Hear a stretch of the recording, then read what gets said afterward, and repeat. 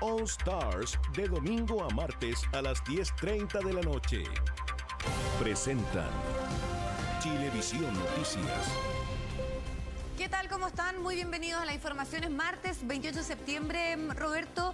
Un día nuevamente muy noticioso. Sobre todo nuestra atención está puesto en lo que va a ocurrir en el Congreso. Sí, en el Congreso, porque esta tarde se va a votar la despenalización del aborto a partir de la semana 14 de gestación y también el famoso y polémico cuarto retiro. Así que ahí van a estar centradas todas las miradas durante esta tarde en el Congreso Nacional, en la Cámara de Diputados, que va a votar estas dos iniciativas. Ya lo tenemos ahí en pantalla, Guillermo San Martín, que nos tiene todos los detalles. Guille, ¿cómo estás? Hola, Guillermo.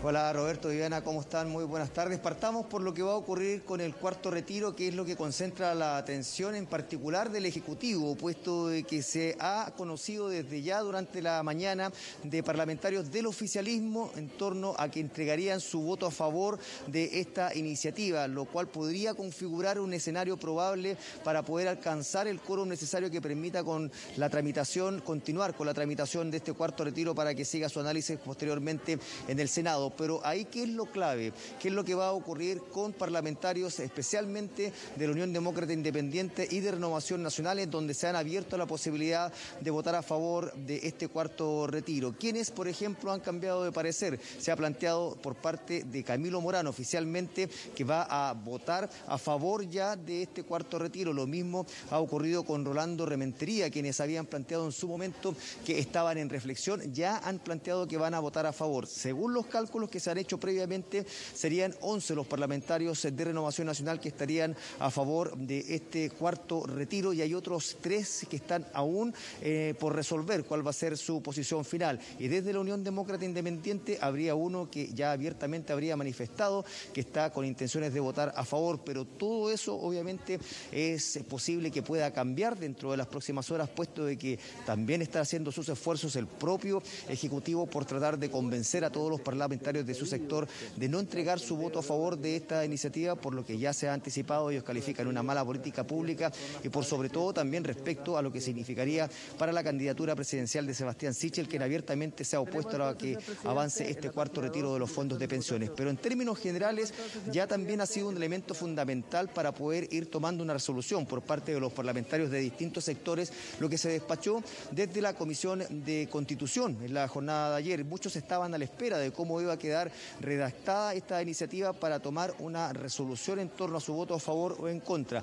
¿Y qué es lo que se ha establecido en aspectos generales y que también generan consenso, no tan solo en la oposición, sino que también en varios sectores del oficialismo? Por una parte, lo que se ha consagrado es que este cuarto retiro va a tener la posibilidad de cobrarse en 2 años. El plazo actualmente de los retiros anteriores era de 1 año, 365 días para poder hacer válido este retiro. En el caso del cuarto va a haber un plazo de 2 años para poder cobrarlo. También está la posibilidad de pago en 15 días por parte de las administradoras de fondos de pensiones. Y a eso se suma también algo que ya se había resuelto con otros retiros, como lo es la posibilidad del uso de estos recursos para quienes tienen una enfermedad catastrófica. Lo novedoso, y que también abre la puerta para que se puedan conseguir votos del oficialismo, está dado lo que ocurre respecto a lo que son las deudas por pensiones de alimentos. Por ejemplo, se ha establecido que las AFP que no cumplan con los resguardos necesarios para dar cumplimiento a la retención de estos dineros en caso de que exista una deuda por pensión de alimentos de alguno de los pensionados,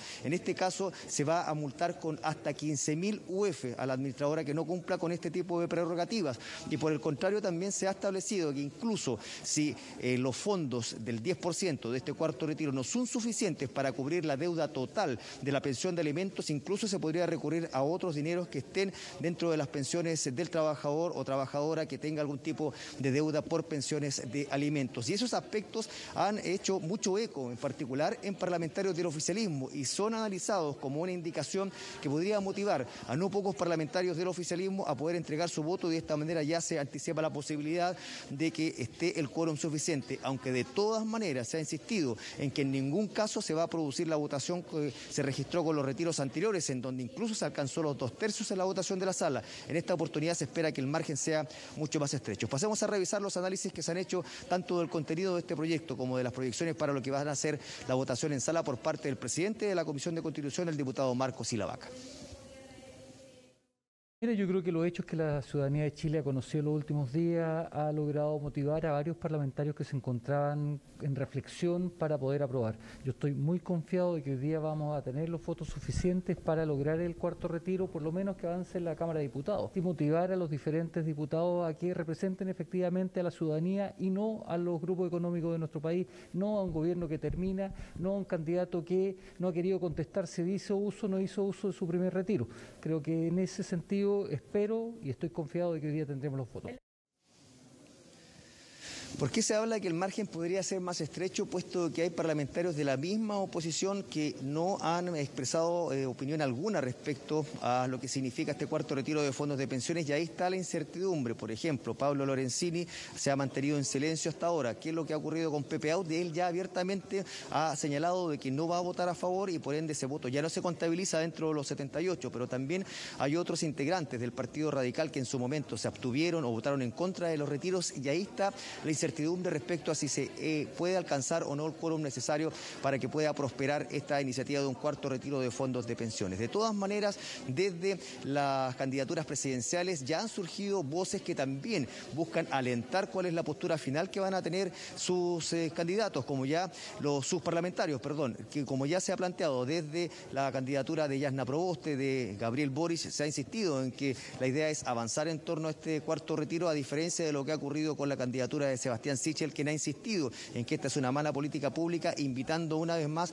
a sus parlamentarios a que rechacen y que no entreguen su voto a favor, por cuanto esto podría incluso ser contraproducente respecto a lo que se viene en el Senado, en términos de que también ahí van a existir presiones, y mientras más se acerquen las candidaturas parlamentarias y presidenciales, el escenario puede ser aún más conflictivo para los parlamentarios del oficialismo en torno a lo que signifique resolver en votar a favor o en contra de este tipo de iniciativas. Más aún, también sigue sobre la mesa esto de que no se haya transparentado la postura por parte de Sebastián Sichel en torno a si hizo uso o no de alguno de los retiros, tal como lo reconocieron en su momento ministros y ex subsecretarias y subsecretarios sobre el uso de estos fondos, y eso también es un aspecto que está siendo analizado por los parlamentarios, también por la ciudadanía, en términos de ir resolviendo cuáles son sus preferencias, tanto para lo que va a ocurrir acá en el Congreso, en la sala, como también los ciudadanos próximamente para lo que van a ser las elecciones. Pasemos a revisar también cuáles han sido los argumentos en medio de esta jornada en la que se va a someter a votación el cuarto retiro de fondos de pensiones de los candidatos presidenciales Jasna Proboste, Gabriel Boric y Sebastián Sichel. Que cuando uno es candidato presidencial, el estándar de transparencia respecto de nuestros actos se eleva, y eso muchas veces puede ser incómodo, pero creo que es lo que corresponde, y tratar de esquivar esas preguntas pone en tela de juicio por qué querrían negarle a algunos lo que ellos sí toman. Candidato Sichel, usted nunca ha sido un renovador de la política, lleva 4 gobiernos en la política, pero lo de ahora es más interesante todavía. Usted se opone al cuarto retiro, como la vieja política, nos habla de que quiere cambiar Chile, es candidato a la continuidad y ahora se anda escondiendo. Responda claramente, sí o no. ¿Hizo retiro los fondos de pensiones, los mismos que usted hoy día cataloga de populistas, sí o no? Porque eso es derechamente faltar a la verdad, manipular y ofender a un pueblo que está de buena fe participando en el debate de los retiros. Quiero reiterar en que aquí no nos parece que la amenaza sea la forma en cómo un candidato presidencial de continuidad de este gobierno amenaza a los parlamentarios para que rechacen el cuarto retiro. Y lo hago también pensando en que han pasado ya varias horas y no tenemos certeza respecto de una respuesta muy sencilla de parte del candidato Sichel, si es que retiró o no retiró fondos de la administradora de fondos de pensiones.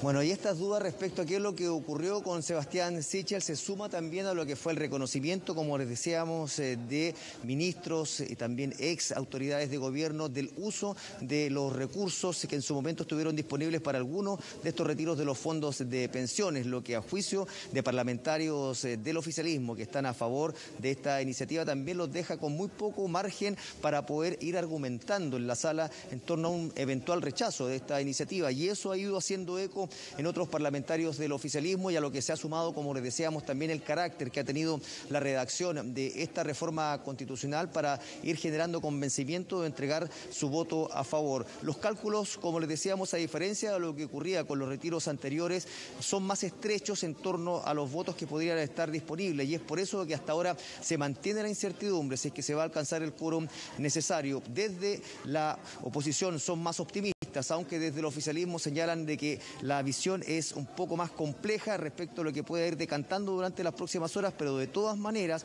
se suman los votos del oficialismo, se suman los votos de la oposición y hasta ahora estarían alcanzándose al menos 94, 93 votos muy justos y es por eso de que el escenario podría ser cambiante dentro de las próximas horas a partir de los diálogos que se generen tanto al interior del oficialismo como también con el Ejecutivo por parte de los parlamentarios que ya han manifestado su voto a favor en torno a este retiro en representación de Chile Vamos. Pasemos a revisar precisamente postura de estos parlamentarios en palabras de Frank Sauerbaum y también otros de los que ya han manifestado su voto a favor, como lo es el diputado Camilo Morán. A diferencia del tercer retiro, veo con mucha dificultad obtener los votos que se requieren, porque nosotros en particular, en Renovación Nacional, 23 diputados votamos a favor la vez anterior. Ahora solamente alcanzo yo a contar 11, incluyéndome. Por lo tanto, yo veo con dificultad que alcancemos a tener estos votos que se requieren. Además, entiendo yo que en la oposición hay 3 o 4 que están votando o simplemente se van a abstener.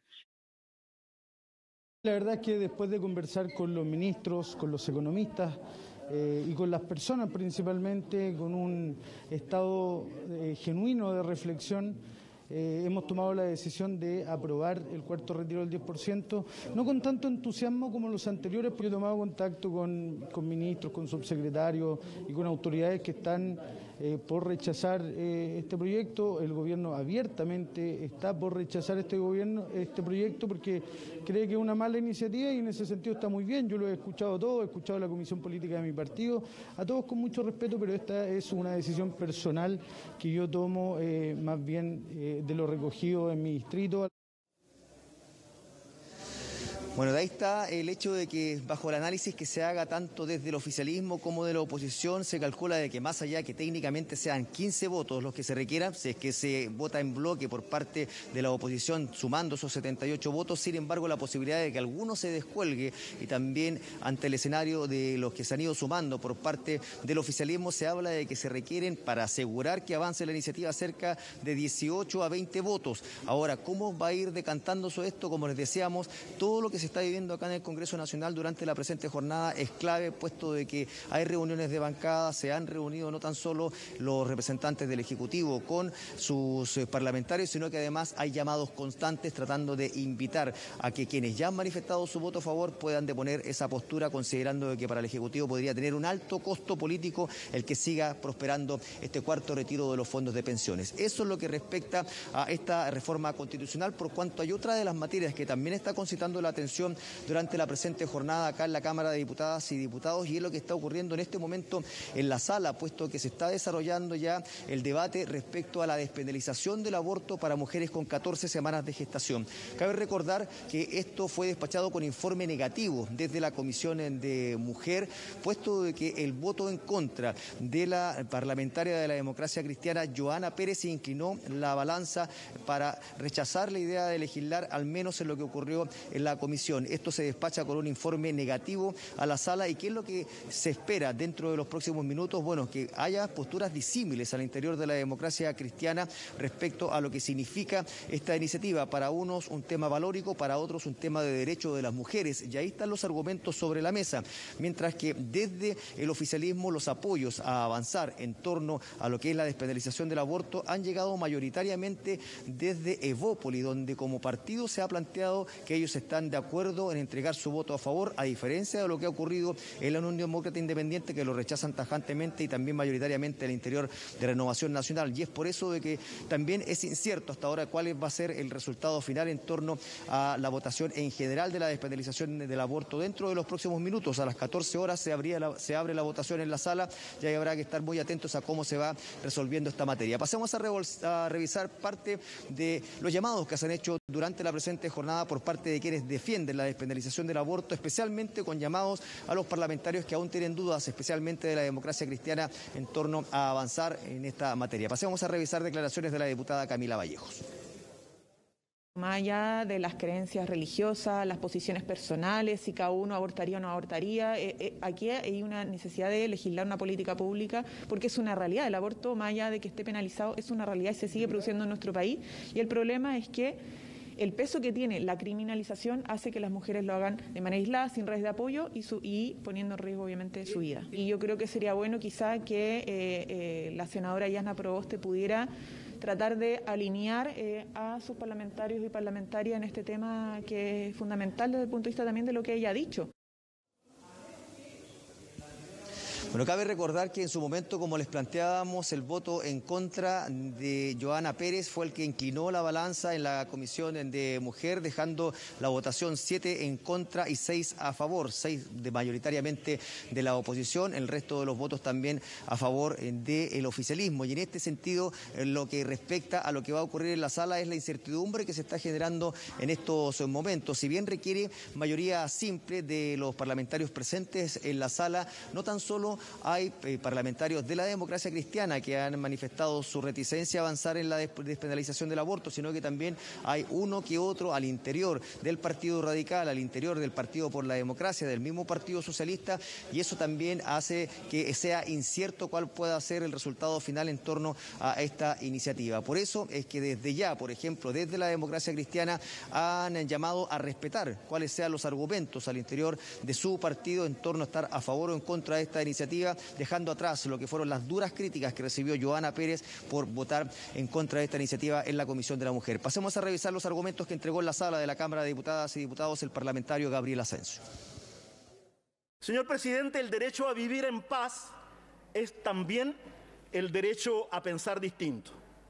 Entonces, así como hay diputados demócratas cristianos que votarán a favor, también hay diputados demócratas cristianos que van a votar en contra. Y voy a pedir respeto por nuestros diputados. Este partido no es una montonera, tampoco somos un regimiento. Este es un partido democrático. Y entonces aprovecho, ¿no es cierto?, para condenar en esta sala absolutamente las agresiones de todo tipo que recibió nuestra diputada Johanna Pérez por haber votado en contra en la Comisión de Mujeres. Ahora, imposible pedir que no haya reacciones respecto a quienes estén a favor de la despenalización del aborto contra quienes no estén de acuerdo con este tipo de iniciativas, pero sin lugar a dudas que las críticas deben desarrollarse con respeto, ya sea al interior de la sala como también a través de las distintas plataformas donde muchas veces se comentan estas resoluciones. Pero como les decíamos, tanto en lo que respecta a la despenalización del aborto como al cuarto retiro de fondos de pensiones, la atención va a estar puesta en lo que ocurra principalmente con las votaciones dentro de las próximas horas, puesto de que si bien se pueden anticipar escenarios, todo se va a resolver en el último minuto, considerando lo que significa la discusión en la sala, pero por sobre todo también los diálogos de último minuto que van a ser claves, tanto para entregar su voto a favor o en contra de la despenalización del aborto, como por sobre todo con el cuarto retiro de los fondos de pensiones. Viviana, Roberto. Siempre con respeto, Guillermo, a quien piense distinto. Vamos a volver en cualquier momento contigo. Tú nos avisas si hay novedades porque tú ya lo señalaste. A partir de las 2 empieza a votar todo esto, así que muy probablemente ya prontito volvemos contigo, Guillermo, para conocer detalles, primero de la votación por el tema del aborto y luego durante la tarde, ya más tarde, el tema del cuarto retiro que también se va a votar el día de hoy ahí en la Cámara de Diputados. Gracias, Guille. Jornada de clave y noticiosa entonces desde el Congreso. Pero vamos a ir a otra información, a los números entregados en el día de hoy por el Ministerio de Salud: 454 nuevos casos y 4 personas fallecidas asociadas al COVID-19. La autoridad sanitaria reporta 32.408 exámenes y una positividad que está en un 1,56 en todo el país. Es la cifra más alta en este último mes, donde teníamos cifras bastante buenas, pero no hay una subida sustancial.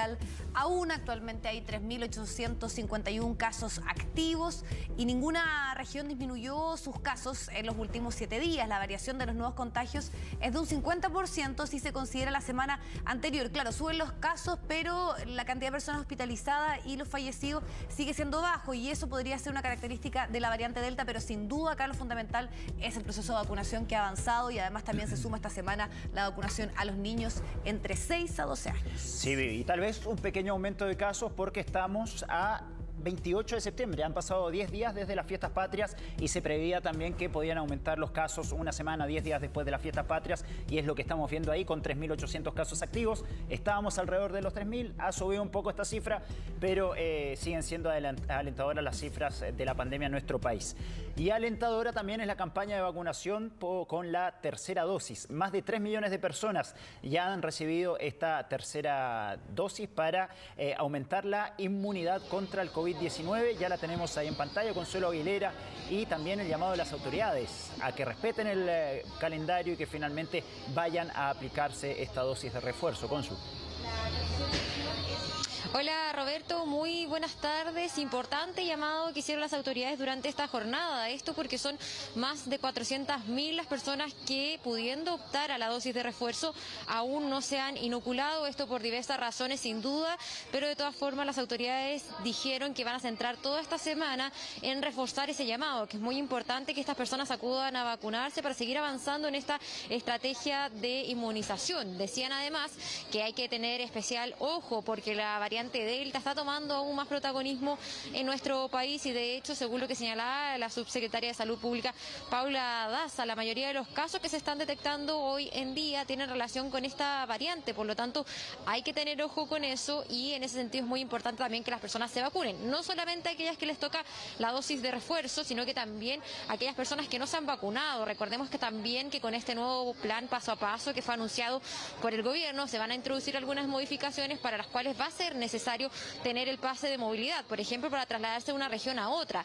Ese podría ser un incentivo para que finalmente estas personas que no se han vacunado actualmente vayan a vacunarse. Lo que están haciendo finalmente las autoridades es justamente incentivar este proceso de vacunación, sobre todo enfocada en esas personas rezagadas. De todas formas, decían que las cifras hasta este momento son bastante alentadoras porque ya son más de 3 millones las personas que han recibido esta dosis de refuerzo, mientras de forma paralela además se está iniciando este proceso de vacunación para los niños en los colegios. Hoy, de hecho, solamente durante esta jornada iban a ser cerca de 1.800 los estudiantes que iban a recibir su primera dosis y eso también es una muy buena noticia para ellos porque recordemos que también se va a comenzar a solicitar el pase de movilidad para los niños de 12 años en adelante. Por lo tanto, es muy importante también que ellos cumplan con este esquema de vacunación. También conversamos con algunas de las personas que durante esta jornada han llegado a vacunarse hasta este punto, al velódromo del Estadio Nacional. Varios de ellos nos señalaban que, por ejemplo, por motivos laborales no habían podido venir a vacunarse y que finalmente estaban optando por venir durante el día de hoy, pero todos ellos además coinciden en que es bien importante también ser parte de este proceso de vacunación. Escuchemos lo que conversamos con la subsecretaria, el llamado que hacía ella y también las declaraciones que hubo de algunas personas que han llegado durante esta jornada a vacunarse. Es por eso que hemos fortalecido esta estrategia.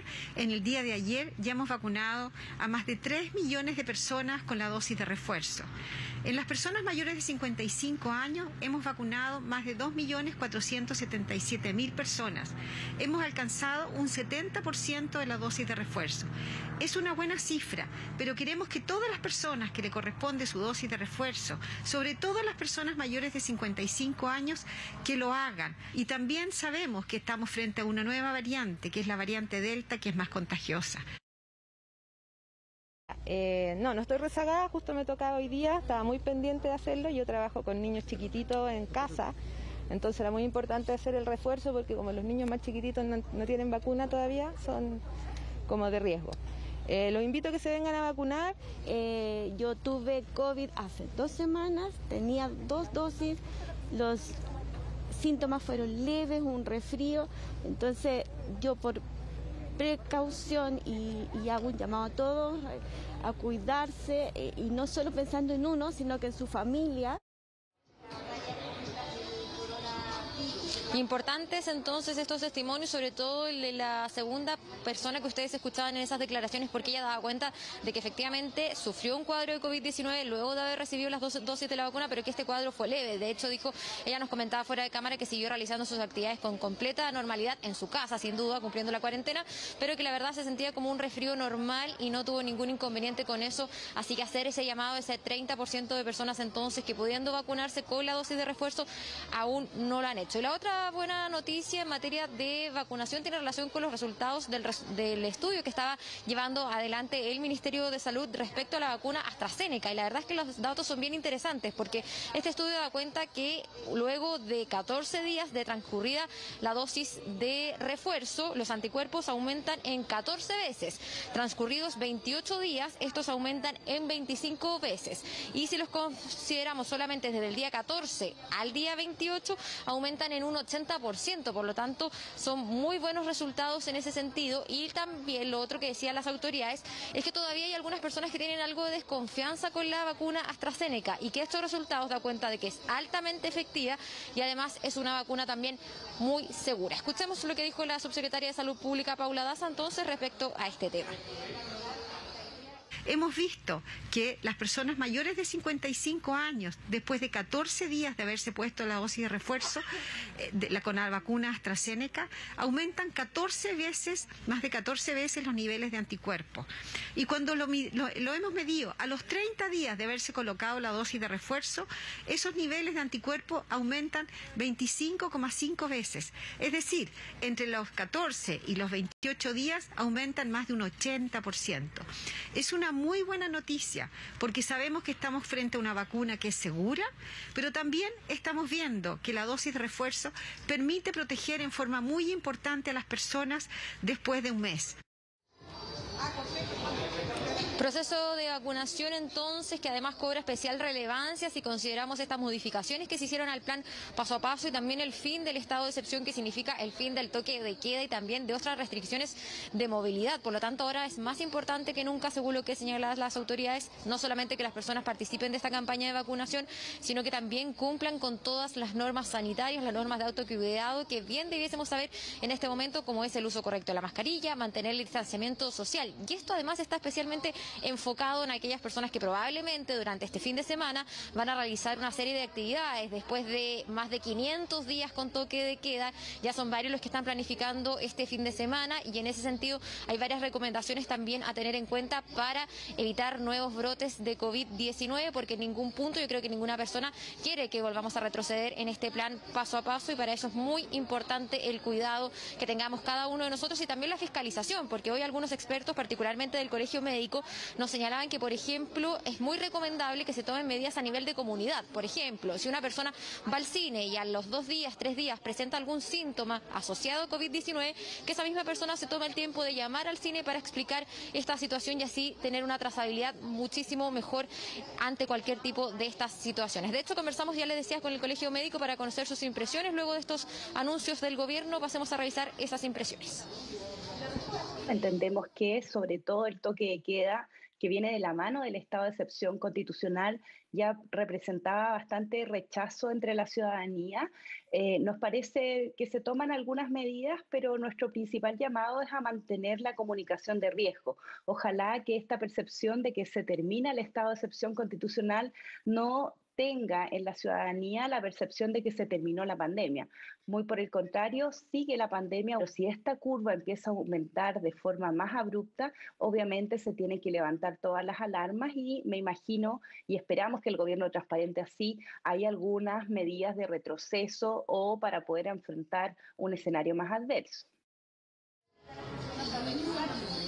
Hay entonces las impresiones del Colegio Médico. Importante reiterar sin duda las normas y medidas de autocuidado para evitar nuevos contagios. Y lo otro también que hay que tener en consideración es que la noche de este jueves va a ser la primera noche entonces sin toque de queda y por lo tanto también a la medianoche de ese 1 de octubre va a comenzar a funcionar con mayor normalidad, de hecho con normalidad absoluta, el transporte público, tal como funcionaba entonces antes de la pandemia. Esa también era una de las principales preocupaciones de los gremios, porque si las personas podían trabajar hasta más tarde, ¿qué iban a hacer con el tema del transporte público para poder volver a sus casas? Bueno, eso fue solucionado entonces y resuelta esta duda por las autoridades del Ministerio de Transporte. De esta forma van a ser 43 los servicios que se van a estar realizando diversos recorridos entre las 12 de la noche y las 5:30 de la mañana. Con esto se va a llegar entonces al 100% de las comunas donde opera el transporte público de la región metropolitana y de estos recorridos que ya mencionamos, 23 van a estar funcionando durante las 24 horas del día. Toda la información, por si queda alguna duda, está disponible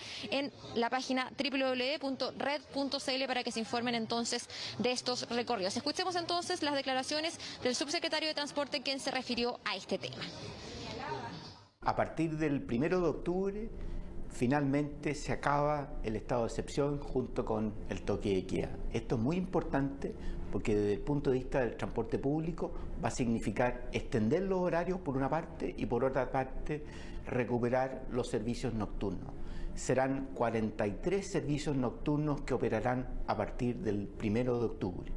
Y en definitiva, las personas debemos informarnos a través del sitio web del Ministerio o bien de red.cl.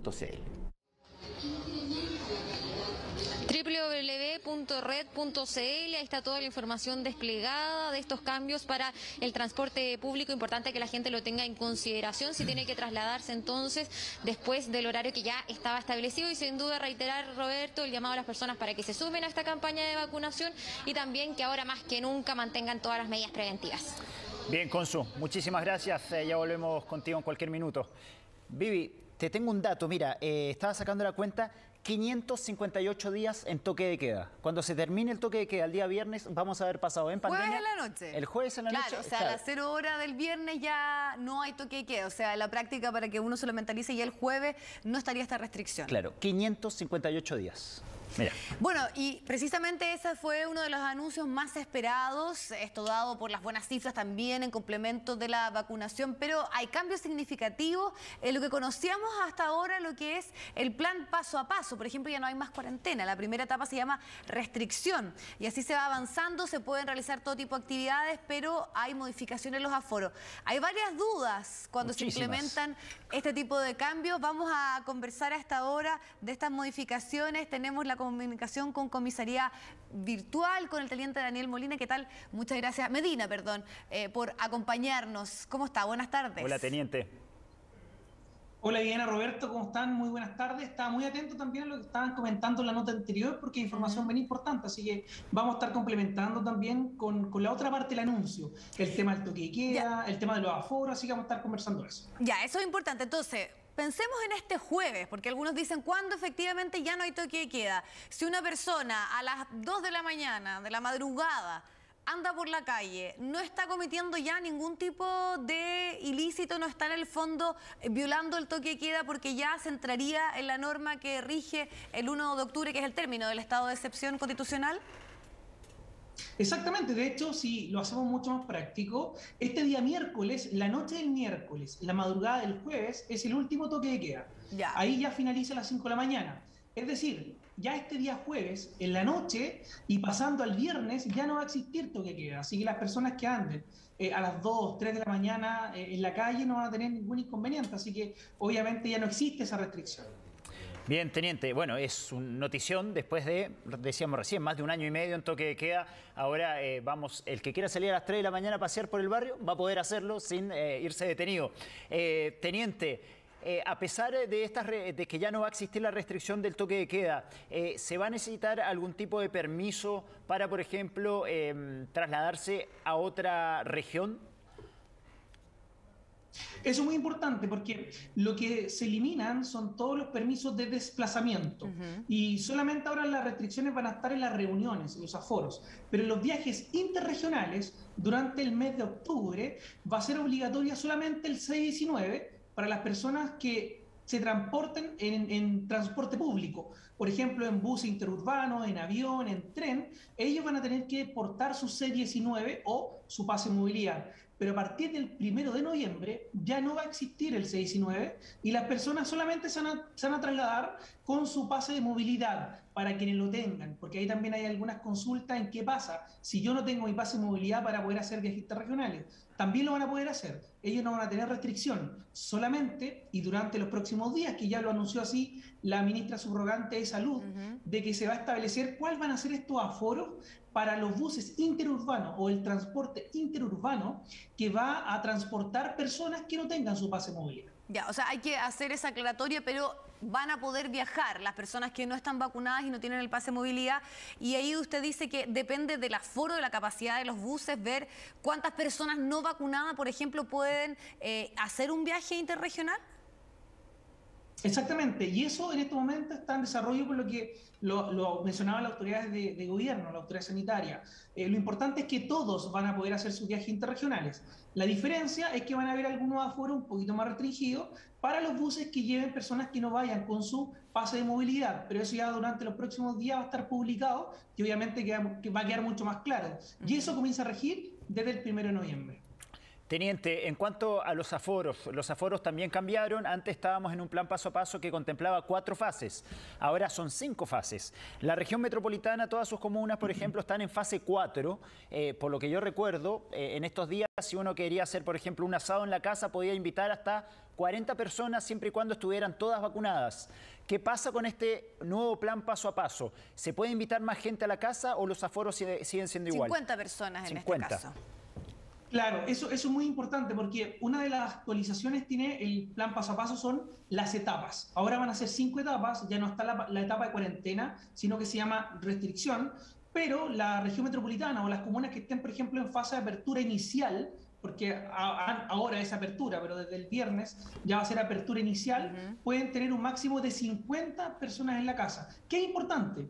Que todos ellos deben tener su pase de movilidad, pero ¿quiénes?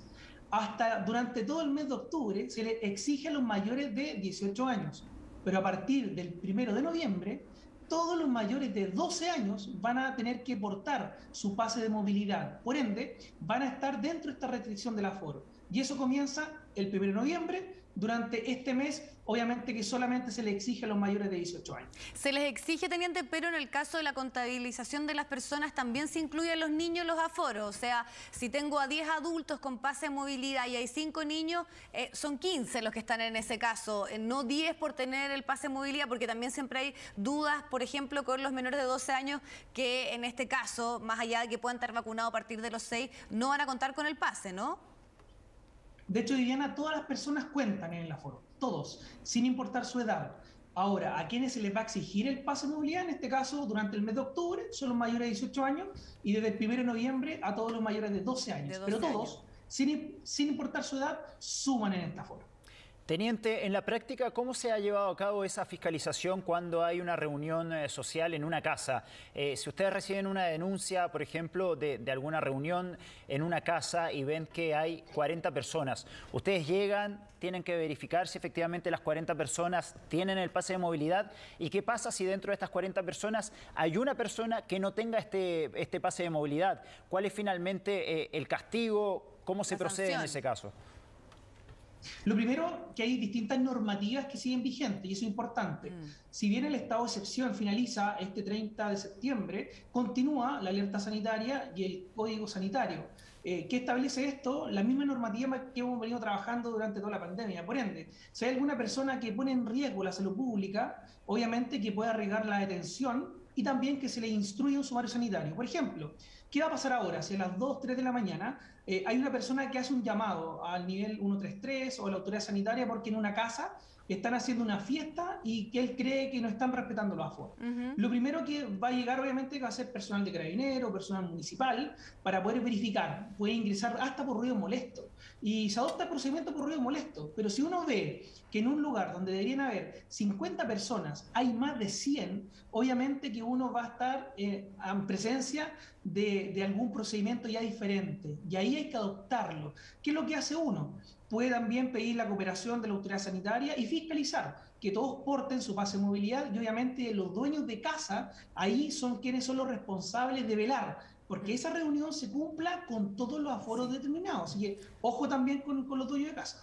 Teniente, otro de los aspectos que algunas personas se preguntan es qué ocurre con el uso de las mascarillas, que sabemos, y ayer por lo menos la subsecretaria aclaró que era obligatorio, pero pensemos en los espacios abiertos, en los parques, en las playas también, ya se acerca la temporada estival o durante los fines de semana se aprovecha. Si estoy con un grupo familiar, si estoy en un parque al aire libre con mis hijos, ¿me puedo sacar la mascarilla o debo mantenerla? Y si es que esto se repite también en cualquier, podríamos decir, paraje natural, la playa, un río, etcétera.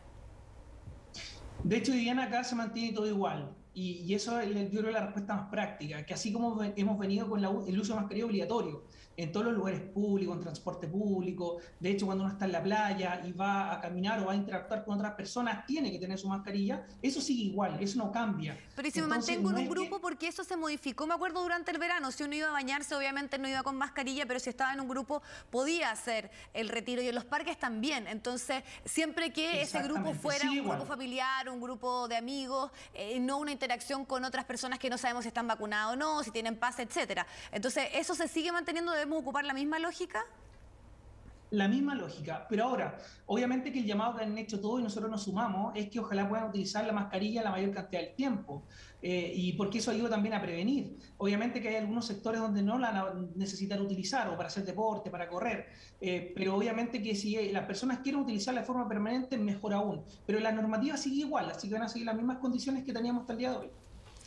Teniente, bueno, le agradecemos el tiempo, la posibilidad de aclarar algunas dudas que son tal vez las más fundamentales, porque en el camino también vamos a ir viendo algunas otras interrogantes que hay, por ejemplo, sobre todo en estos cambios, ya las cuarentenas como las conocíamos no van a existir, y más bien aquí la determinación pasa por la gente que tiene el pase de movilidad, que va a tener ciertas libertades. Finalmente, como dicen, ya estamos en la pandemia de los no vacunados, así que eso es importante, seguir reforzando el mensaje y a cuidar estas buenas cifras que nos dan más libertad. Muchas gracias, que esté muy bien. Gracias, teniente.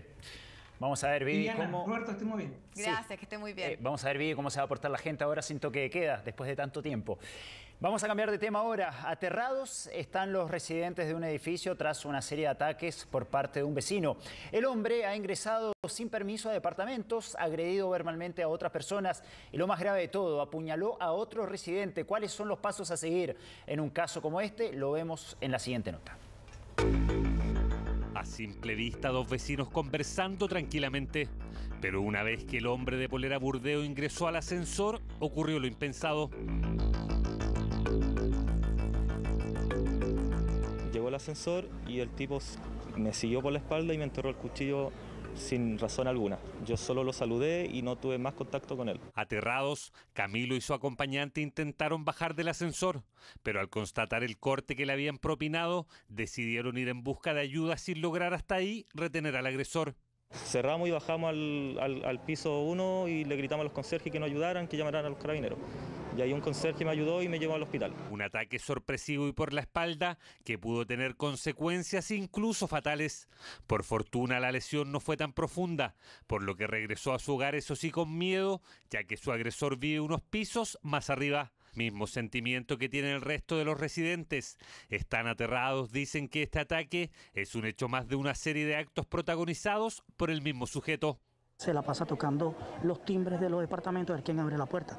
Se ha suscitado en varias ocasiones, se suscitó también donde una chica abrió la puerta, fue el caballero, tenía el gato de la persona, entró, la persona se asustó, la dama, y la sacó del departamento, se encerró en el departamento y la persona quedó fuera de... Hechos que quedaron también registrados por las cámaras de seguridad del edificio.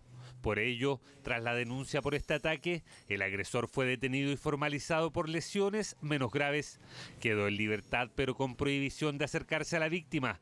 El problema es que son vecinos y fácilmente se pueden topar en algún lugar o en el mismo ascensor.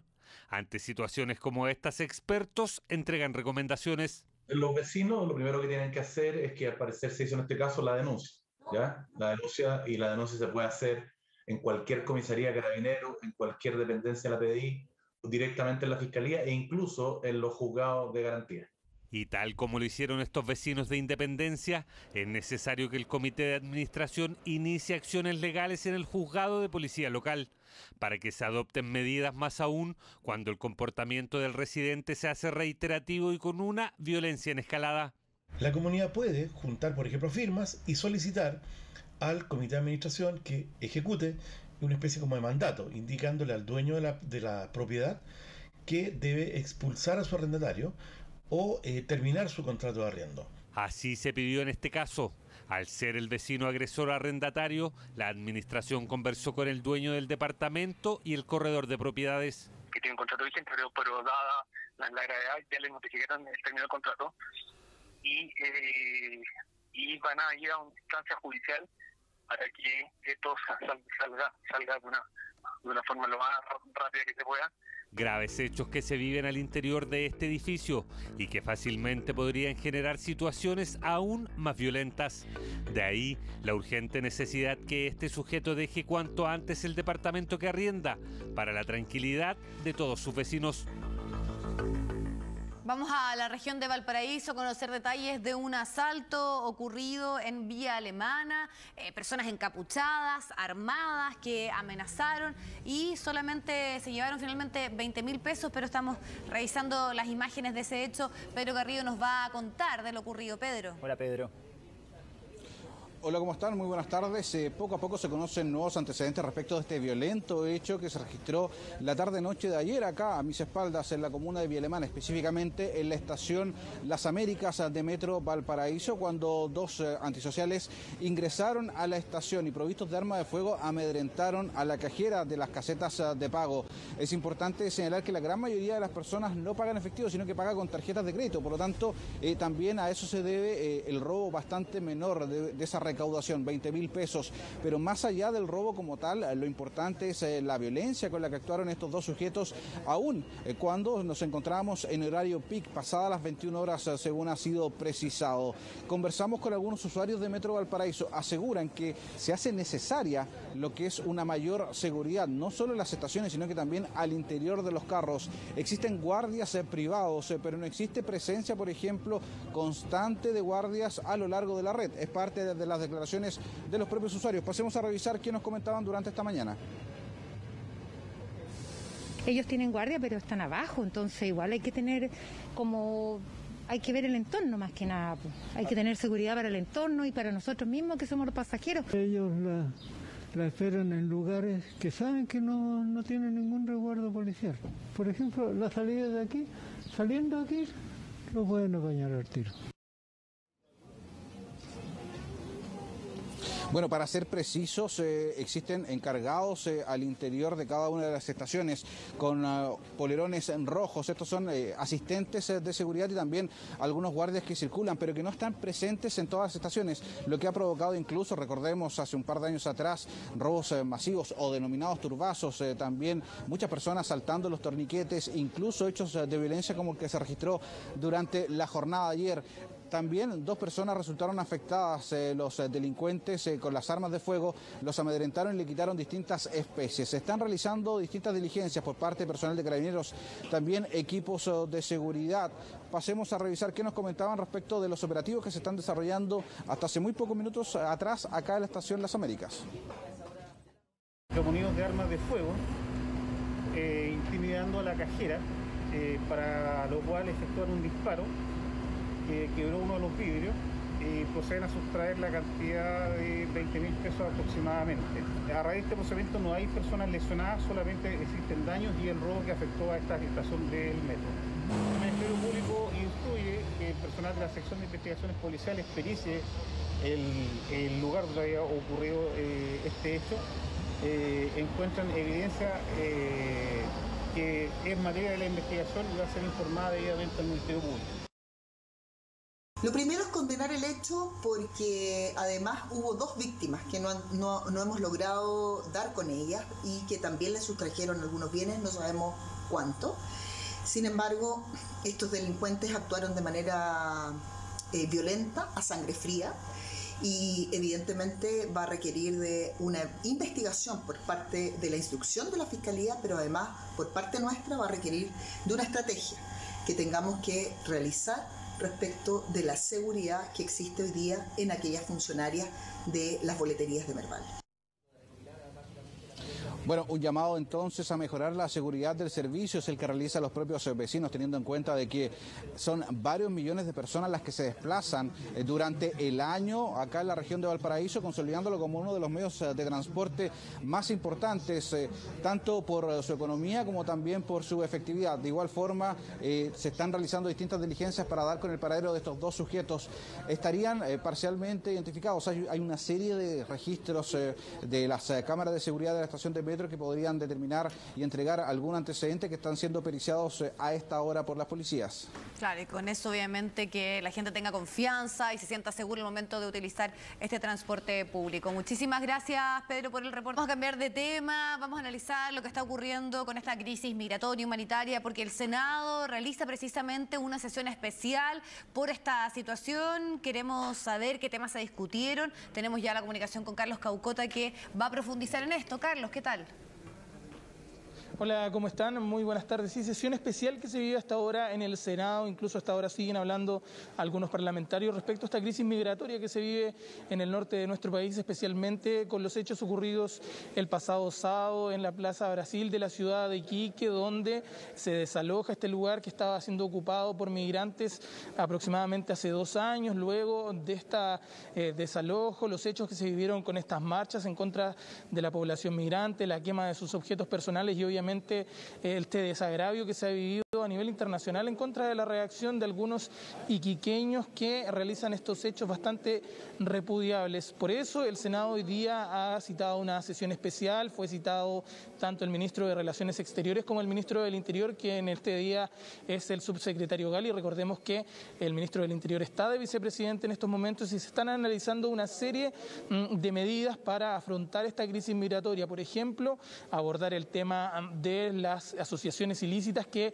traen personas desde el extranjero hacia nuestro país, los denominados coyotes. También qué va a pasar con estas personas que ingresan al país, que ya están, a hablar también de una especie de campamento, de albergues. Yo los quiero invitar a escuchar parte de estas declaraciones en palabras del subsecretario, ahora ministro del Interior subrogante Gali, quien hizo una exposición acá al interior de la sala del Senado. Los invito a escuchar. La causa de que más de 5.600.000 personas se hayan visto obligadas de salir de su país, como son los ciudadanos venezolanos, es la vulneración de derechos en ese país. Lo que hay en Venezuela es precariedad máxima, lo que implica que no se explican de ninguna manera las declaraciones del presidente de la República de Venezuela cuando rechaza lo ocurrido en Chile, cuando él debería hacer una autocrítica firme respecto de las políticas de vulneración de derechos de las personas en ese país. Claro, crítica profunda a las palabras del presidente de Venezuela, quien criticaba obviamente el actuar del gobierno con este desalojo y los actos que se vivieron durante el fin de semana en la comuna de Iquique. Pero quienes también tomaron la palabra fueron los senadores de esa región, de la región de Tarapacá. Hablamos de Jorge Soria, que también fue exalcalde por muchos años de la comuna de Iquique. También Luz Ebensperger, que es senadora del oficialismo. Hablaron de medidas a tomar también. Obviamente rechazaron el actuar de estos pobladores iquiqueños que actuaron de esa manera durante el fin de semana, y los quiero invitar a escuchar parte de lo que expusieron respecto a medidas de reparación, también el comprobar el estado de estos venezolanos, ayudar a la reunificación familiar en algunos casos y sobre todo darle una vida más digna a quienes ya están en nuestro país. Los quiero invitar a escuchar parte de esas declaraciones y algunas medidas que se pueden tomar el día de hoy en esta sesión especial del Senado ante la crisis migratoria. Primero, debemos contener el ingreso irregular. En segundo lugar, debemos brindar una adecuada protección a sus derechos esenciales a quienes hayan pasado nuestra frontera. En efecto, primero tenemos que lograr que nuestras fronteras sean respetadas. Debemos conseguir que en lo posible no se traspase el límite fronterizo de nuestro país a través de vías o pasos no habilitados. Y es una migración, yo diría, con distintos aspectos. Sin duda que dentro de ellos hay gente muy vulnerable que viene de pasarlo mal, pero también mezclado con ellos hay mucha delincuencia, hay crimen organizado detrás. Y mi casa, mi domicilio es Iquique. Y nosotros sabemos lo que ahí se ha vivido día a día desde junio del 2020. Cómo todos nuestros espacios públicos en plena pandemia han estado ocupados.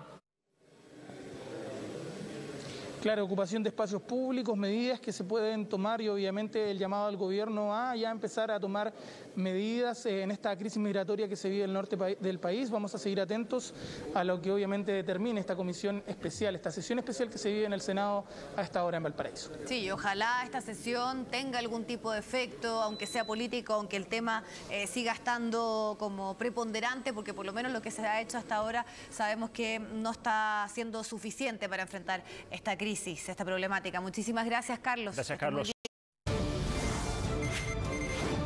Bueno, vamos a ir de inmediato al Congreso. Hay novedades respecto a la despenalización del aborto. Habría sido aprobado. Guillermo San Martín, tú nos cuentas detalles. Así es, Viviana, finalmente 75 votos a favor, 68 en contra y 2 abstenciones fueron las que terminaron dando la aprobación en general en la sala de la Cámara de Diputadas y Diputados a este proyecto de despenalización del aborto para mujeres con 14 semanas de gestación. Obviamente en el oficialismo no era el resultado que se esperaba, se había hecho esfuerzos por tratar de evitar que se obtuvieran los votos, era mayoría simple la que se requería en la sala y eso era lo que complicaba el escenario para la postura que se había planteado desde el oficialismo. Queremos partir conversando con el diputado Eduardo Durán, quien en todo momento se manifestó contrario a avanzar en torno a la despenalización del aborto. Diputado, ¿cómo está? ¿Qué le parece este resultado en términos generales? Bueno, sin duda es lamentable para el país que se haya aprobado la despenalización del aborto hasta la semana 14. Y no solo es un tema del oficialismo, hay muchos diputados también de Democracia Cristiana que votaron en contra de esta iniciativa, porque estamos convencidos, porque creemos que el derecho a la vida se debe respetar y se debe proteger desde el vientre de la madre. Eso lo garantiza la actual Constitución. Esperamos que en la nueva Constitución quede reafirmado y haremos todos los esfuerzos y veremos otras instancias también para poder revertir este fallo que hoy día se ha logrado en la Cámara de Diputados. Pero nuevamente hay votos de su sector que han sido claves para que prospere una iniciativa de estas características. ¿Cuál es la visión que tienen o el objetivo que se van a trazar con miras a lo que trámites que siguen pendientes respecto a esta iniciativa? Bueno, siempre en nuestro sector hay algunos diputados que tengan otra versión del tema, otra posición de la vida, pero aquí en lo global, en la fuerza, ¿cierto? Y en el grueso, la votación de nuestro sector fue proclive a la vida, defender el derecho de la vida del que está por nacer, y lamentamos en el alma que este proyecto se haya aprobado. No le hace bien al país, no le hace bien a la sociedad chilena que el aborto avance de esta forma, porque más adelante, ya lo dan por sentado, tendremos aborto libre y eso es lo que persiguen estos grupos. Es el temor principal. Ustedes buscan establecer otro tipo de medidas, cómo poder detener que siga prosperando a partir de lo que son sus intereses. Por supuesto, aquí debe haber un cuidado mayor, debe protegerse la vida, como dije anteriormente, del que está por nacer, y deben establecerse programas reales y concretos que acompañen a la mujer en embarazos no deseados, que la protejan, que la ayuden, que la apoyen, que la orienten, y que ese niño en definitiva que no quiere ser, que no es deseado, que lo entreguen en adopción en el futuro. Gracias, diputado. Gracias. Estaba la postura por parte del diputado Eduardo Durán, uno de los opositores a lo que es esta despenalización del aborto, pero sin lugar a dudas también quienes sacan cuentas alegres respecto a lo que significa esta iniciativa son de su sector, diputada, en particular porque ustedes defendieron esta idea. ¿Cómo se analiza lo que queda para que siga avanzando la tramitación de esta iniciativa? Somos las mujeres realmente, más que solo un sector político. Esta ha sido una lucha de largos años, donde hemos tenido que ir despertando conciencia, dando a conocer cuál es nuestra posición.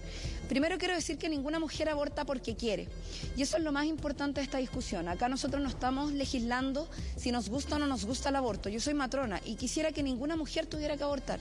Sin embargo, la realidad en nuestro país es que hay muchas mujeres que abortan por distintas razones, y lo hacen de forma insegura, de manera clandestina, sin protección. Por eso es que legislamos por la interrupción voluntaria del embarazo en 3 causales.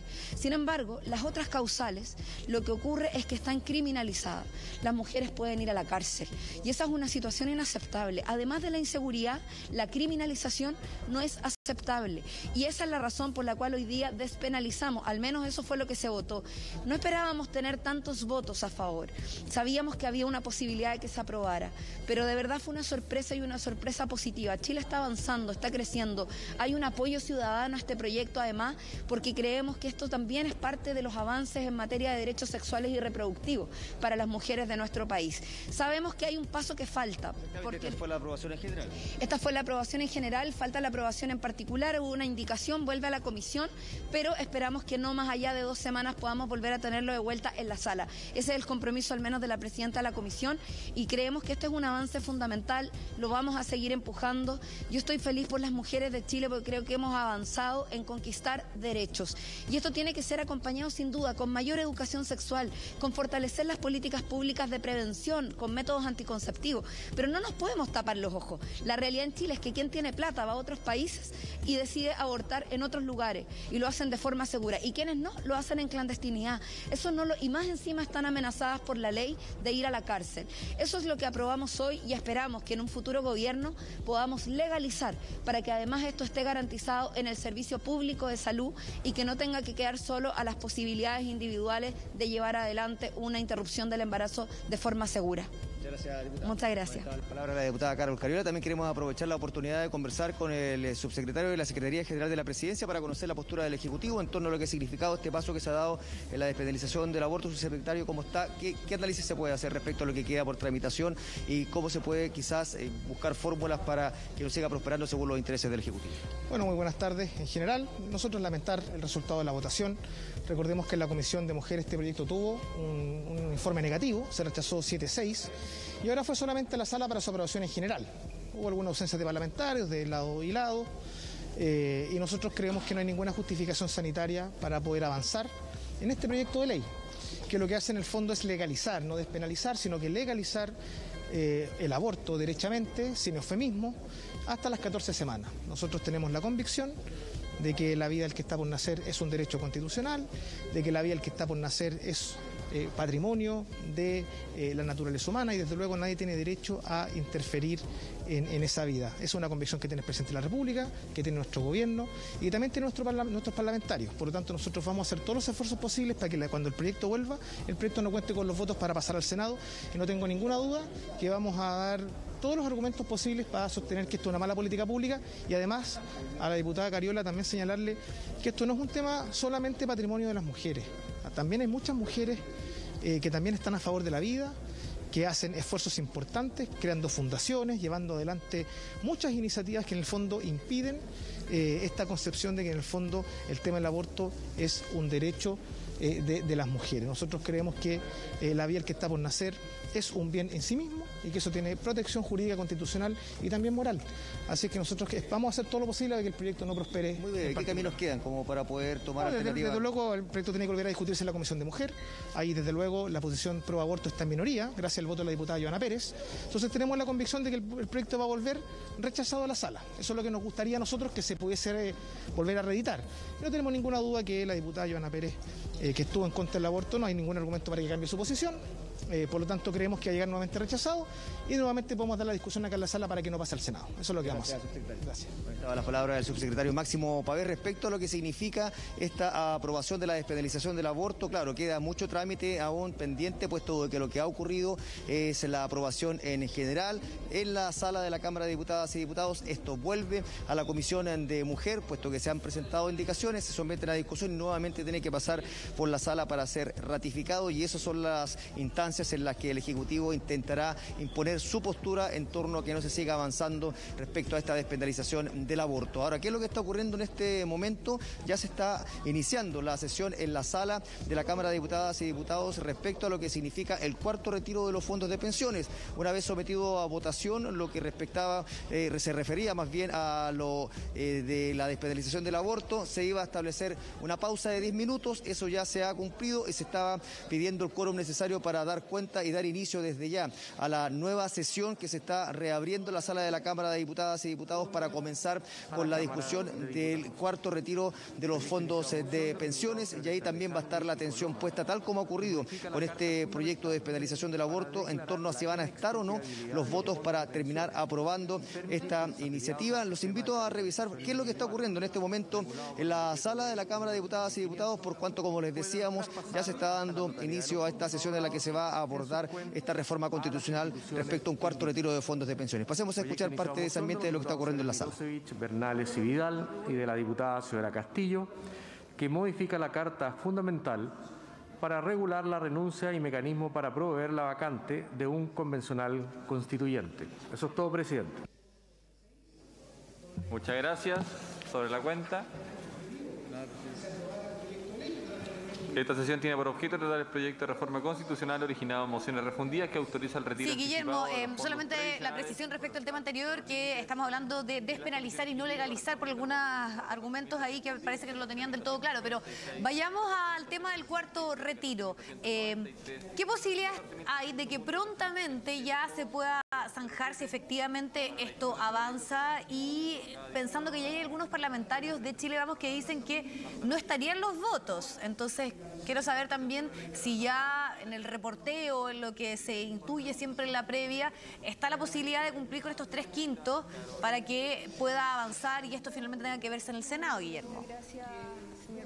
Hasta ahora está muy ajustado. De hecho, los cálculos que hemos hecho conversando con parlamentarios, tanto de RN, de la Unión Demócrata Independiente, el margen es prácticamente justo. De hecho, podrían alcanzarse eventualmente los 93 votos casi de un cálculo específico respecto a poder alcanzar ese monto a partir de lo que significan las conversaciones con los parlamentarios, como les decíamos, y también lo que han manifestado los propios parlamentarios de la oposición. Sin embargo, sigue la duda respecto a cuál va a ser la votación de todos los parlamentarios de la oposición. Si ellos actúan en bloque y tienen esos 78 votos, es muy probable que pueda existir la posibilidad de que se sumen otros del oficialismo, los otros 15 que restan para poder llegar a los 93, por cuanto se hablaba inicialmente de 11 parlamentarios de Renovación Nacional que estarían disponibles, 4 de ellos también aparte, es decir, otros para llegar a los 15 estarían en duda. Si esos que estaban en duda en su momento siguen ya definiendo su posición a favor, iría 15 de Renovación Nacional. Ya eso se sumaría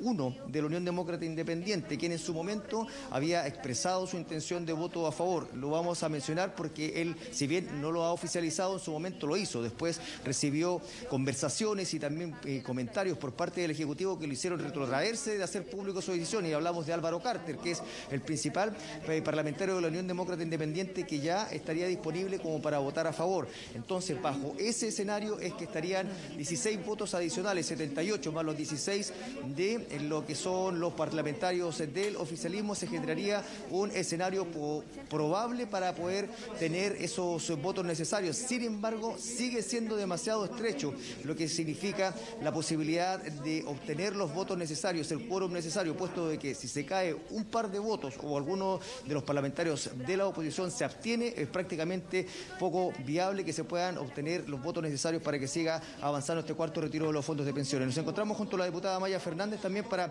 profundizar, diputada, respecto a lo que se viene ahora. Ya se ha iniciado el debate en la sala en torno al cuarto retiro de fondos de pensiones. ¿Cómo ven ustedes la posibilidad de que estén o no los votos? Muy buenas tardes. Muy buenas tardes y espero que estén los votos, así como lo tuvimos en la primera sesión de la mañana para despenalización del aborto. Esperemos que estén ahora para el cuarto retiro. Yo creo que el debate ha tomado fuerza, sobre todo cuando hemos visto posturas bien hipócritas, en el sentido de que, por un lado, hacen campaña contra los retiros del 10%, pero finalmente sabemos que retiran el 10%. Es un derecho que podrían tener todos y todos, pero uno no haría campaña en contra si lo va a sacar. Entonces esperamos tener los votos, la sesión que ya partió, como bien dices tú, así que vamos para allá y yo creo que van a estar. En este sentido, la postura de los parlamentarios del oficialismo, ¿se ha podido conocer que ha ido aumentando el número de quienes están de acuerdo con esta iniciativa como para poder garantizar que se alcance? Porque se habla de que el margen podría ser muy estrecho, ya sea a favor o en contra. Sí, yo creo que lo que ha pasado y con las últimas noticias donde hemos sabido que incluso la ex subsecretaria de Seguridad, que ahora está en el comando de Sebastián Sichel, también retiró su fondo y así el ministro. Por tanto, lo que ocurre es que se han sincerado posturas y ya hay más votos de la derecha. Es decir, se ha visto que personas que han hecho campaña en contra de los retiros han llamado a rechazar los retiros, finalmente sacan los retiros. Y eso es un doble sentido. Y eso lo han visto los propios diputados que además están en campaña, seamos sinceros, diputadas, y por tanto yo creo que muchos de ellos, o lo que he visto, van a aprobar hoy. Ahora, de la oposición, ¿los 78 votos estarían garantizados o también ahí hay dudas? Bueno, habrá que esperar la votación, yo espero que sí. ¿Pero hay alguna conversación ahí de pasillo con alguno de los que estaban en duda? No, a mí no me ha tocado, con los que he podido hablar, ya sea diputado, van a votar a favor. Okay, muchas gracias. Gracias. Ahí estaban las palabras de la diputada Maya Fernández. También queremos aprovechar la instancia de conversar al respecto con el diputado Tomás Hirsch en términos de cómo se viene este escenario. Diputado, ya comienza la discusión respecto a este cuarto retiro. ¿Podrán estar los votos? Es margen, es muy estrecho respecto a lo que había ocurrido con otros retiros, donde quizás los votos estaban garantizados con anterioridad. Hoy el escenario es muy distinto. Van a estar los votos, tal vez vamos a tener una votación más ajustada, pero en definitiva creo que va a haber una mayoría de diputadas y diputados que entienden que esta es una necesidad para las familias chilenas, que más allá del lobby que ha hecho el gobierno, más allá de este intento por amenazar a su propia bancada, van a haber diputadas y diputados que responsablemente van a apoyar esta necesidad de las familias. Para que pueda prosperarse hace clave que en la oposición estén los 78 votos con los que se calcula como piso para poder avanzar. ¿Esos están o hay alguno que haya manifestado duda? Hasta acá yo no he escuchado ninguna duda, hemos conversado, yo mismo he conversado con muchas diputadas y diputados, todas y todos han manifestado que van a apoyar el retiro. Hay dudas respecto del momento, efectivamente es muy distinto lo que pasa hoy día con lo que pasaba en otros momentos, ha mejorado el IFE. Sin embargo, hay un arrastre de una situación complicada para muchísimas familias. Yo no he sabido de ningún diputado o diputada de oposición que no vaya a apoyar este retiro. A su juicio, todo está en manos entonces de los votos que se puedan conseguir o no del oficialismo, ¿no va a haber sorpresa en la oposición? No debería haber ninguna sorpresa en la oposición, por el contrario, creo que podemos tener buenas sorpresas desde el oficialismo con diputadas y diputados que no se dejan pautear por el gobierno o por un candidato presidencial que por lo demás también utilizó el retiro en su favor. Gracias, diputado. A ti.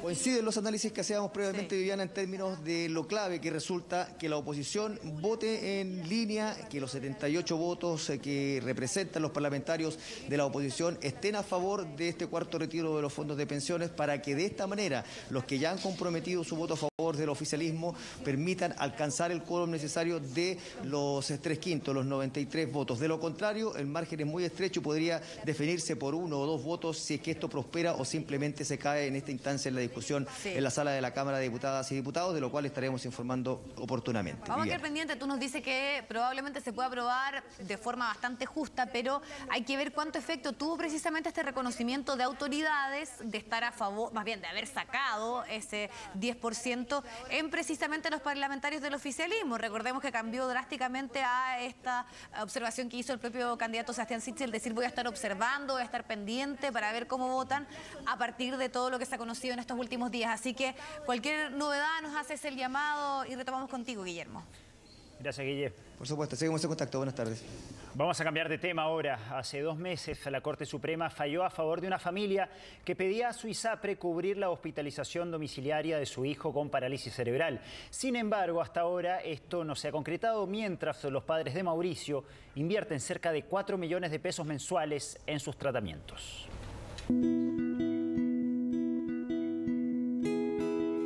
Diariamente recibe sus terapias de arte, también la ocupacional y la kinesiológica. Los padres de Mauricio Lorenz viven para entregarle lo mejor a su hijo de 11 años que nació con una parálisis cerebral. Siempre le estamos indicando, hoy día es lunes, le contamos lo que hay afuera, alrededor.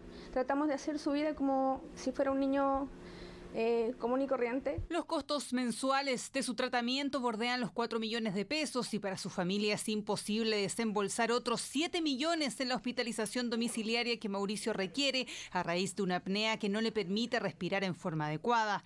Por eso hicieron todos los trámites para que la ISAPRE les entregara la cobertura, pero esta se negó. Responden de que mi hijo no necesita una hospitalización domiciliaria porque su condición de salud no va a mejorar y que por el contrario, con el paso del tiempo va a empeorar.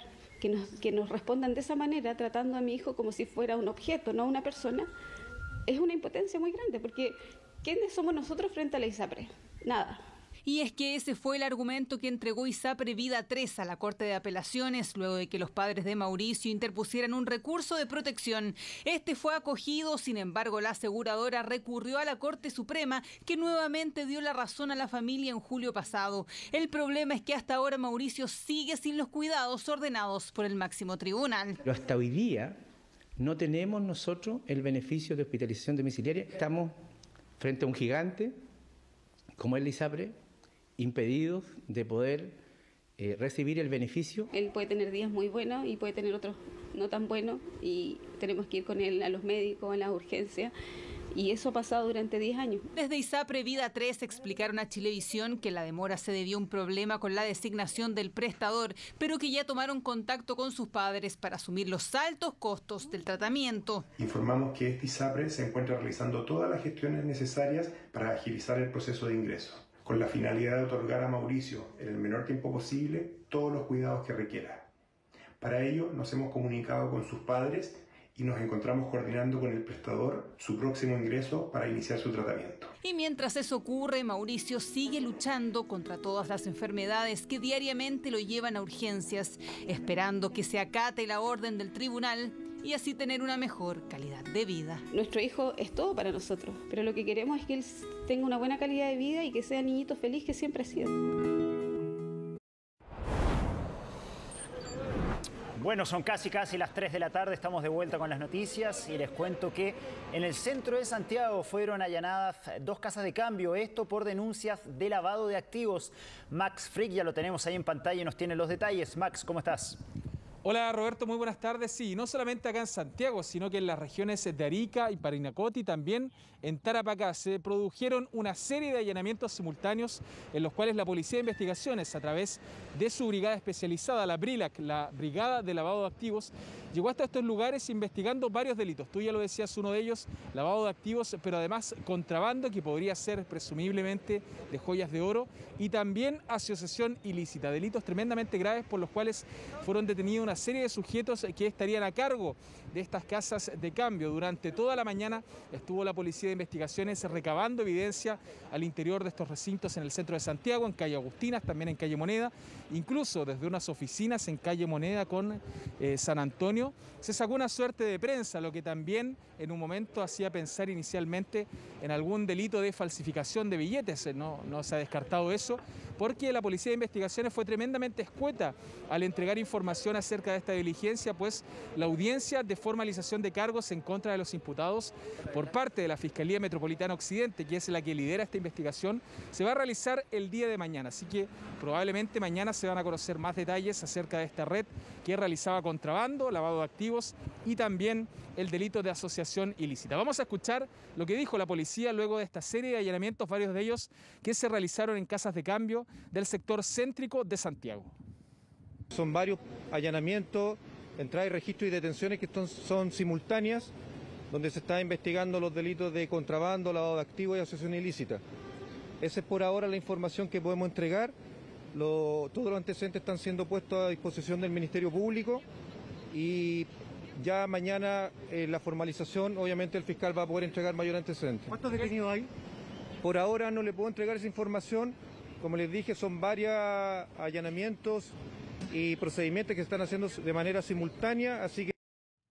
Sí, se presume que pueden ser más de una decena de detenidos, incluso por la cantidad de allanamientos que se realizaron y la evidencia que se logró recuperar al interior de estas casas de cambio. Durante toda la mañana, efectivos de la BRILAC, la Brigada de Lavado de Activos, estuvieron buscando en los sectores de caja y también en las oficinas de estas casas de cambio evidencia que pueda vincular a los imputados a esta investigación, que es de largo aliento, lleva varios meses ya y se está poniendo en desarrollo. Los que sí quedaron muy sorprendidos al ver esta situación fueron los clientes de una de estas casas de cambio, que decían que les extrañaba muchísimo. ¿Por qué? Porque tenían plena confianza en este lugar. Nunca habían recibido billetes falsos, incluso cuando retiraban grandes sumas de dinero. Decían que los propios dueños de la casa de cambios les ayudaban con escoltas para que no sufrieran delitos en el transcurso del camino, en el trayecto desde la casa de cambios a sus casas o sus oficinas. Por eso, y por la confianza que les generaba esta casa de cambios, estaban tremendamente sorprendidos por esta investigación que tiene varios detenidos, ya lo decía la Policía de Investigaciones. Vamos a escuchar lo que dijeron algunos clientes que llegaron a cambiar divisa y se encontraron con esta situación, este allanamiento y la casa de cambios cerrada. Escuchemos. Lo que pasa es que yo llevo trabajando con ellos más o menos como 10 años y nunca he tenido ningún problema, al contrario. Siempre han sido como súper transparentes, me han ayudado. De hecho, me ponen a veces hasta escolta, incluso como para poder cambiar dinero y andar tranquila. Entonces me parece muy extraño. A mucho tiempo con ellos y nunca hemos tenido problemas. Lo único que hemos sabido de ellos es que le han intentado robar, sí. Varias veces. Pero... Más un tema delictivo de parte de ellos, por ejemplo, esto de lavado de activos, ¿les sorprende? Oh, súper, cualquier cantidad, nunca. Primera vez que lo escuchamos. Bueno, seguramente Vivi y Roberto, mañana vamos a conocer más detalles de esta operación que se realizó durante esta jornada en varias regiones de nuestro país, este delito de lavado de activos, también asociación ilícita que puede ser para el contrabando, se presume que podrían ser joyas las que se traían de contrabando, así que probablemente mañana en esta audiencia de formalización de cargos vamos a conocer más detalles de estas casas de cambio que aparentemente era una fachada y operaban con este lavado de activos, que es en el fondo limpiar dinero que viene de algún ilícito para posteriormente volver a ponerlo en el mercado de forma lícita. Se hace habitualmente con varios delitos como el narcotráfico, como los delitos de robos, en los cuales el dinero es lavado en estos lugares para volver a ponerlo en circulación de manera legal. Bien, Max, muchísimas gracias. Ahora hablar de la Convención Constitucional. El Pleno rechazó la indicación presentada por Vamos por Chile de incluir la libertad de enseñanza y el derecho preferente de los padres a educar a sus hijos en el catálogo que abordará la Comisión de Derechos Fundamentales. Queremos conocer más detalles, tomamos contacto de inmediato con Josefina de la Fuente. José, ¿cómo estás? Hola, ¿cómo están? Muy buenas tardes. Bueno, efectivamente ese es el tercer día ya que se está votando en particular este reglamento general. ¿De qué habla el reglamento general? Por ejemplo, cómo van a trabajar los convencionales, cuáles son las comisiones, cuántos integrantes tienen esas comisiones, dónde sesiona la convención, cómo se votan las normas, el tema del quórum, etcétera. Y cuando se estaba legislando o sesionando respecto a cuáles van a ser los temas que se van a incluir en las distintas comisiones, entonces se vota o se analiza la indicación presentada por Vamos por Chile para incluir la libertad de enseñanza y el derecho preferente de los padres de educar a sus hijos en este temario que se discutiría dentro de la Comisión de Derechos Fundamentales. Es un temario mínimo, de todas maneras, pese a que se rechazó, se puede volver a discutir en el futuro, pero de todas maneras generó mucha molestia por parte de los convencionales de Vamos por Chile y también del Ejecutivo. Pasemos a escuchar lo que dijo el ministro de Educación y también el convencional Eduardo Cretón, aquí de la derecha. Nosotros estamos bastante preocupados porque si bien este no es un temario, o sea, no es una votación definitiva, sí nos da luces de cómo se va a venir la votación cuando entremos a los temas de fondo. Y ahí acá no solo se rechazó la libertad de los padres a poder educar a su hijo y la libertad de enseñanza, sino que también se rechazó, por ejemplo, la libertad sindical o la igual repartición de los tributos, que son principios de nuestra tradición constitucional que estamos pasando por alto. Por lo tanto, nosotros hacemos un llamado enérgico a los padres, a la sociedad civil, a que se movilicen en defensa de estas garantías fundamentales antes de que sea demasiado tarde. La diversidad de proyectos educativos es un elemento central y muy positivo de nuestro sistema educacional y se basa en la libertad de enseñanza y en el derecho preferente de los padres a educar a sus hijos. Esos valores deben defenderse siempre y por eso nos preocupa que se den señales equívocas en cuanto a la defensa de esos principios. Y hubo distintas reacciones y justificaciones de por qué los convencionales decidieron rechazar esa iniciativa presentada por Chile Vamos. Algunos decían que, por ejemplo, si se hubiera separado libertad de enseñanza con el derecho de los padres a educar a sus hijos, alguna de las dos se hubiera aprobado. Otros dicen que esto se va a discutir dentro del derecho a la educación, que sí está incluido dentro de esa comisión y que prefieren el enfoque entonces del derecho de la educación. Pasemos a escuchar distintas reacciones de convencionales del Frente Amplio y también del Partido Comunista que rechazaron este intento de Chile Vamos de volver a poner entonces la libertad de enseñanza en el temario de la Comisión de Derechos Fundamentales. El derecho a la educación involucra el derecho preferente de los padres a la educación de sus hijos, que es un principio que yo comparto, y lo comparte yo creo que el 154 de los convencionales, o sea, todos los que estamos en ejercicio. El punto es cuál es la preeminencia de una cosa sobre otra, ¿no? Y aquí lo han puesto como contradictorio algo que no es contradictorio. La derecha, como no tiene muchas armas, como no tiene muchas cosas que decir, le ponen preeminencia a lo que ellos consideran. En el fondo es poner la libertad de enseñanza, que es lo que les interesa, con el derecho preferente de los padres a elegir la educación de sus hijos, que nosotros compartimos. Y ojalá, por supuesto, terminando con la educación particular subvencionada, que la verdad lo único que ha hecho durante estos últimos 30 años ha sido robarle al Estado de Chile los recursos que son para la educación pública y, por supuesto, lucrando con un derecho fundamental y humano como lo es la educación, reconocido, por supuesto, en los tratados internacionales ratificados por el Estado de Chile, pero también en todos los países a los cuales también hemos hecho la política comparada de poder acercarnos y poder también ir replicando sistemas educativos que la verdad han sido bien importantes y que tienen, por supuesto, estos matices progresistas que son sumamente importantes para garantizar el derecho a la educación. Hay opiniones de todos los sectores, pero en síntesis no quedó explícito entonces en el temario de derechos fundamentales. Es un temario de los temas que a lo menos se tienen que tocar y por tanto muy posiblemente se toque de todas maneras este derecho preferente de los padres a educar a sus hijos, porque los convencionales y también la ciudadanía, según lo estipula el reglamento, también puede presentar sus propias iniciativas. El presidente de la República de todas maneras respondió a esta decisión del Pleno de rechazar esta indicación de Chile Vamos. Dice que la libertad de enseñanza y el derecho y deber preferente de los padres a educar y formar a sus hijos son valores esenciales de la libertad y viven en el alma de las familias chilenas. La Convención Constitucional, dijo el mandatario, debiera fortalecer y no debilitar estas libertades y valores. Eso es lo que dijo entonces el presidente de la República. Hay que decir que esto es el debate en el reglamento, no es el debate de fondo, así que no se ha dejado de reconocer en ningún caso el derecho preferente de los padres a educar a sus hijos, tampoco la libertad de enseñanza, sino que simplemente no quedó estipulado en el reglamento y es una discusión que sin duda muy probablemente se va a dar a futuro entonces, Roberto. Bien, José, muchísimas gracias.